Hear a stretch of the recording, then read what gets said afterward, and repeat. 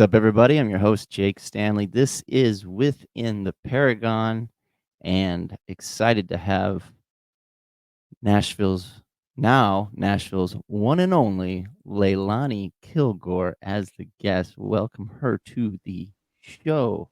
Hey, Leilani. Hey, how you doing? I'm doing good. I'm so glad to have you here. I'm sure Yeah, thank everybody, you so much for having me. Appreciate you reaching out. of course, of course. The first time I actually heard of you was through either Songhouse or Pitch Lobby. I think it was Pitch Lobby. Interesting. Okay, yeah, absolutely. Yeah, so I met some people from Pitch Lobby, and yeah, I was just keeping up with their stuff, and I ran across you and what you do. So I was like, "That's awesome! Like, she's Oh, good." yeah, thanks so much. I appreciate that. Yeah, so tell us a little bit about yourself, because Nashville's full of people. I know you're not from Nashville, but tell us a little bit about your beginnings, I guess. Yeah, so I most of my childhood I spent in Washington State. That's kind of where I count as like home. Was in a very like musically oriented family. My parents didn't play or anything, but we always had music on in the house, and like my rides to school were always like classic rock radio stations. So just kind of developed like a love for music at a very early age and started asking for guitar lessons.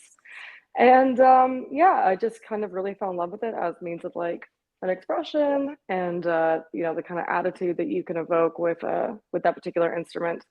And stuck with it. Moved down here about 7 years ago. Dropped out of college to like just start pursuing actually making a living with it. And here I am meeting people like the fine folks at Pitch Lobby and yourself. Yeah, awesome. That's really cool. Yeah, I mean, there's so many people that aspire to take their music to another level and to take it somewhere, just to follow their vision, I guess, with it all. Um, and so there's got to be some influences. As a kid, obviously, you started wanting to play guitar. We have that in common. I started playing piano, and then I wanted to go to guitar. I was like, I got to do something else. So, The quintessential piano lessons as a kid. Yeah, I don't know how I got away with escaping that one. but I regret I didn't continue. I really do. You know, I mean, uh, but hey, we're here and now. You can't look back. Um, so as far as some of, let me ask a. Well, this is a show that's like got a lot of like random questions, and sometimes they're really fun, and sometimes they're tricky. But let's start with a very simple one. I know it's hard to pin down, but your all-time favorite band. You obviously have many influences, but there has to be one that resonates deeply Yeah, with. that's really tough because I think that besides the fact that like my ADD makes it really hard to like latch on to one thing for a long time. The reason I love so many different artists is because I think that each artist has their own way of like expressing something. So I'm trying to think of like a band that is like a one-stop shop. Or a couple. I can't put that on you. I hate when. Yeah, fair enough. I would say like typically like if I was doing like a long road trip, I would venture between like the White Stripes to probably like I've recently just really got into idols from the UK. If I need to chill out a little bit, I'd probably lean more towards like the Antlers or Tom York's solo stuff. Um, it's such a tough question. The Strokes are great. Yeah, I think it honestly just kind of depends on my mood because like my playlist is just entirely curated off of like what like particular songs can capture in that like little moment in time. So that's definitely a question I don't have a great answer to. Yeah, well, that there might not be the perfect answer, or it definitely sometimes a hard question though. So my bad. No, it's Uh, okay. The number of times I've had to answer that, I should have a pretty structured response by now, but we're still trying to figure that out. and this goes to show this isn't a pre-recorded kind of thing here. It's just like this Yeah, is absolutely. real right here. On the fly. Yeah, for sure. So okay, so you definitely have the type of music you like to listen to. Now, what about music that you listen to that nobody would suspect? Because anybody that listens to your music and hears your type of genre, um, well, but let's start with that. Like blues rock, what would you consider your style? I mean, you have a little bit of a blues um, feel to a lot of your music, but Yeah. what would you Yeah, pinpoint I it mean, at?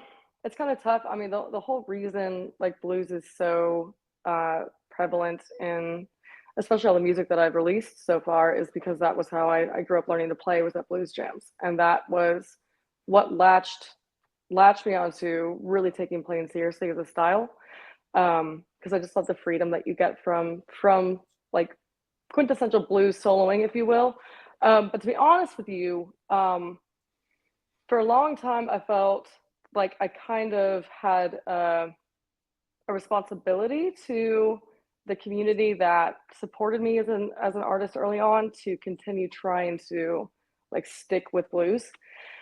And the more I wrote and the more I figured out what I like playing on stage, the more I realized like there's just such a heavy pull into rock for me that it's really hard for me to stick with one thing genre wise. So I think at this point, especially with, I think you hear it a lot in the new music that we're going to be putting out this year. I mean, the latest single is a great example. I've kind of abandoned trying to pigeonhole myself and like confine myself to one thing. I think Right. definitely more at this point, it's more rock oriented, but there's still a lot of blues influence, as well as like the occasional, like just kind of like Americana singer songwriter influence as well. Yeah, no, I totally feel you. Are you talking about "Steal Your Love," that song? Yeah, yeah, I would say maybe one of the least bluesy songs I have out thus far, I think. Well, I love your style. I think you've got I think I said it, I saw it phrased as you're like the you get it all the time, the Joan Jett that but shreds or Yeah. something like I'm still waiting for like a very angry letter from Joan Jett. It was a comment someone made to me at one of like our very first like original shows, and I don't know, it stuck. We didn't have really like much else as way of like marketing phrasing goes, and I was like, well, it's offensive to Joan Jett probably, and who's one of my biggest heroes, but you know, it's a great line, so we'll roll with it until we get a season desist. That's good. You could do that. Now the name of the show being Within the Paragon, you being the Paragon. So and I can well, you can look into that a little later. We could talk about that a little later, but basically it's what people see, right? But within the Paragon is like what people don't see. So part of that is kind of who you are as a person. So you probably get, when you do interviews, you talk about, your music and stuff, and everybody loves. It's great to know about that because again, that is what we see. That's what we hear. It's how people get to know your style. It's how you make a living, et cetera, et cetera. But as far as a person goes, got a question for you. Mhm. Uh, Couple questions. Beach or pool? Go to the beach, go to the pool. I'm Simple. gonna say neither. I'm gonna say neither and make a beeline for like a hiking trail. That's like my happy place. Okay, hiking. Okay, super salad. Super salad. It depends on the season, doesn't it? I think with the current heat wave that we're getting here in Nashville, I'm gonna have to go salad. But I do love a That's good soup.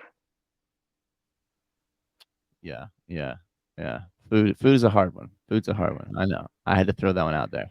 Um, Now, if you had a boat, what would you name it? If I had a boat, what would I name it? Oh, it'd probably be some really awful pun. You know what I mean? And I'd probably make it like I try to make it like music related too, and it would just be like the most like just cringy.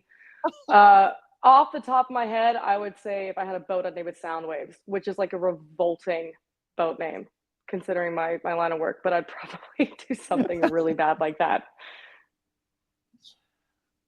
Well, I think if anybody knew you, they'd probably like get it. They'd get why you said that and went that way. Right. Um, Now you've played it. Let's go back. So you've played in some venues. I was reading up that you've opened up for some other acts. I think I saw 38 Special. You opened up for them. That's Yeah, pretty cool. absolutely. Limp Bizkit. Uh, Yeah. tell me how that happened. Like, Yeah, it was wild. So actually, I mean, last year for us was kind of like a really big year as far as um, progressing into bigger shows, bigger audiences, opening for bigger names. And 38 Special and Limp Bizkit, those shows both happen within like a 1 or 2 month span of each other. But it was kind of weird. Like I do have a profile on this website called Reverb Nation, and they've been really supportive of me as an artist. They've been great. But they do have a page where if festivals are looking for like new acts or whatever, you can submit basically like a projected like one page, if you will, to the festival. And that's how I got both of those gigs, was through Reverb Nation. Um, the Summerfest one with opening for 38 Special was huge, huge compliment for me because I wasn't expecting to get like a opening for the headliner time slot on like one of the bigger stages. That was um, massive, massive moment. And then the Limp Bizkit thing. So it was me and Lita Ford and then Limp Bizkit on the Buffalo Ship main stage for Sturgis. And I didn't hear anything back after submitting for the opportunity for like a while. I kind of like brushed it off. And I was in Chicago after maybe one of the worst van rides of my life with my punk band. We had like no AC, stuck at the toll booth. It was like 90 degrees outside.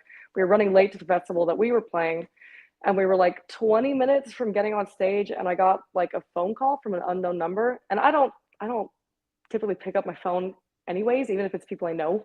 But I don't know. I guess in the moment I was like, having like heat stroke or something. I was like, absolutely, let's talk to a stranger. So I picked up the phone, and this guy was very nice, and he was like, hey, my name is so and so from Sturgis. We got your application to come play Buffalo Chip this year. Would you be interested in opening for Lita Ford and Limp Bizkit? And that's how that happened. So that was one of the wildest phone calls of my life. And then I went and played a punk show like 20 minutes later. But yeah, it was a super cool opportunity. And shout out to both festivals and Reverb Nation for like being willing to support like up and coming artists. That's huge. that's super cool. Yeah, I think support is everything. You gotta have that, especially when you're just coming along and you have good stuff, but it's kind of a it's a crazy world out there. It's a tough business. Yeah, absolutely. Yeah. So that's pretty dope. That's really cool. I think it's really cool that you know, when you know what you're doing and you keep trying, keep pushing, that that something will happen eventually. Do you have Yeah, I any think that's the whole thing. Go ahead. Yeah, do you have any kind of do you have anything that you kind of live by as far as what keeps you pushing forward? Are there things kind of that you live by, I guess you could say? Yeah, I mean, to be honest with you, I've been doing this for a long time, and only started, like just earning money and playing professionally for the last probably 12 to 14 years. And it was never original music before that. It was always like playing in cover bands and stuff like that. Um, but when I started doing original music and performing my own material, it was kind of like starting from square one, and it became like a much scarier um, pursuit because you can't pitch yourself to a venue when you're just starting and say, hey, I can absolutely make you money. You can't do that if you're in a cover band, and they're like, hey, everybody knows the songs you're going to play, no problem, here's like a set rate, come play your show, whatever. But starting out with your own music, you don't really have much to go off of. It's a lot tougher, and I've been lucky enough to not only make friends in this industry who have achieved, like things I could only hope to achieve a fraction of, who have all been really kind in reiterating really just this one basic idea, which I think honestly is something a lot of people who do music and don't know how to live without it can resonate with. It's just this idea of like get used to people saying no, get used to being disappointed, get used to like rejection, and just don't let that be the thing that you focus on. You know what I mean? It's just like this constant um taking, if you have a bad moment or a venue turns you down or whatever, just move on from it onto the next thing, because first and foremost, there's no time to waste. And secondly, um, there's a reason that you start doing something as insane as music in the first place. And it's important to not lose sight of that. I genuinely don't think, as many times as I have considered, like just quitting entirely after having like a massive bump on the road or whatever. I think that if I really did try to, I don't know how I would survive without doing it, and I think that that's an important thing to keep in sight. Mm, very, very cool. It's great. Getting that insight is enlightening because it helps, I think, anybody else that's having the same thoughts, same struggles or whatnot, you know? Yeah, absolutely. I mean, like there's only one of you, and I think that a big problem that we have as artists is comparing ourselves to others. But if you don't do what you're doing with original music or art or whatever, then like nobody else is going to do it. So it's better to do yourself the favor and do the people that connect with you a favor, and just, even if it doesn't get to the place that you hope it will get to, just just at least trying, because somebody out there is going to appreciate it. I love that. I really do. Yeah.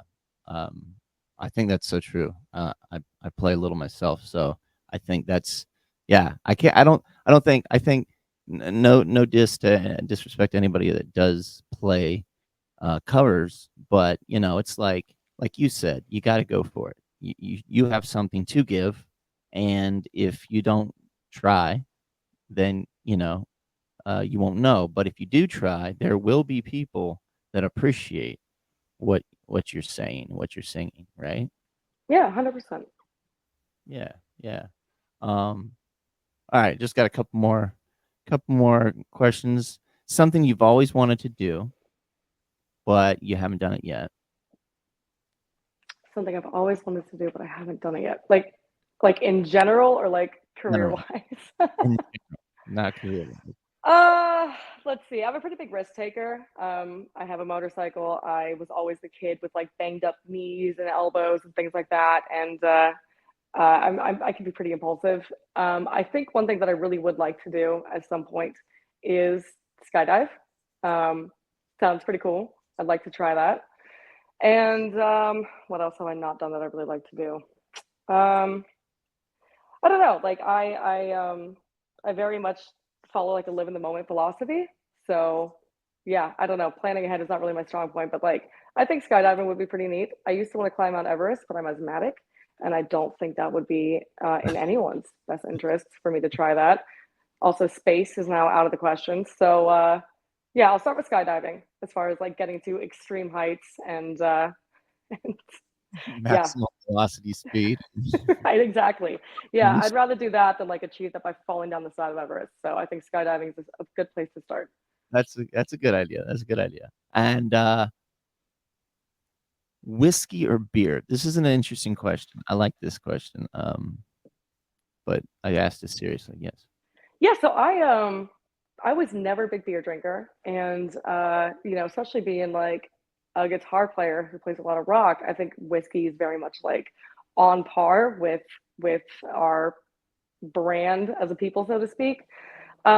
Never liked beer for the longest time, but I did have an ex who had a bad habit of like killing off a fifth of cheap whiskey most nights of the week, and I would try to keep up, which was you know obviously not a good idea. But I found out pretty quickly. I don't know if it was the company I was keeping at the time or just the way that alcohol sat with me. Like whiskey just makes me angry and tired, and depending on the day, it can be one of those two things in any order. So I don't do whiskey anymore, unless it's like scotch. I do love a good scotch. On the rare occasion, I'll do whiskey, but it has to, I don't drink whiskey by myself. I think that's like just Yeah. that's the wrong way to go. I did start recently getting into beer, and actually probably drink more beer than I should as a performer. But I do really love a good stout. I love a good lager. I love a good sour. So I think I think I'm gonna have to go beer on that one at this point in my life. Okay. That's cool. Cause see, that's the thing. We all go through stages. We all go through things. Absolutely. That was actually my final question for you, and that was I this might be very thought provoking. It might be very simple, but it is this. how many phases of Leilani have there been? I mean, I give that into let's just keep it generalized Sure. because we all have many phases that we go through in life, but um, generically, how many phases would you say, I basically? think if we're looking at like a large chunk of time dedicated to one version of myself, because I think we all go through phases daily, um, I would say there have probably been about 7 or 8 solid different phases of Leilani Kilgore. I'm gonna say about 7 or 8. Yeah.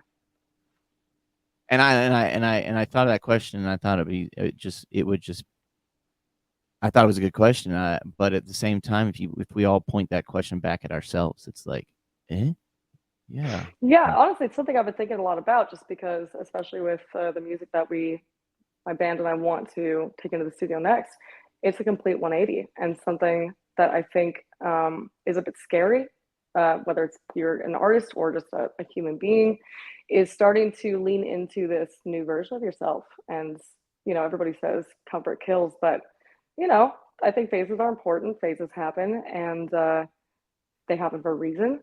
I have been through a lot of different phases, and I kind of always end up resorting back to this one version of myself, whether or not I think it's my best version of myself. That's just like perfections and imperfections. That's my baseline. So I would say, whether I'm trying to make a change and reinvent myself, or if I'm just trying to feel comfortable in my own skin, I would say there have probably been a solid 7 or 8 versions of me. Yeah, but there's so many more probably coming. I mean, 27. I got decades more me's to figure out. that's true. And hopefully this podcast opens up a larger audience to you because there's the world is big, and there's a lot of people out there that I'm sure still haven't heard of you. So I'm glad we had a chance to talk today, so everybody gets a chance to learn a little bit about you. Yeah, thank you so much. Oh, of course, guys, give it up for Leilani Kilgore, and keep a lookout for her. Leilani, stick around, and we will catch you around. I'll put some links in here so everybody can catch up with your music and stuff like that. Okay. Thank you very much. Yeah, of course. Uh, one sec. So, guys, that was today's episode. Give it up for Leilani again. You can check out all her information that I'm going to put in the description here. So, again, this is Within the Paragon. I'm your host, Jake Stanley. Catch you guys for the next episode. Peace out.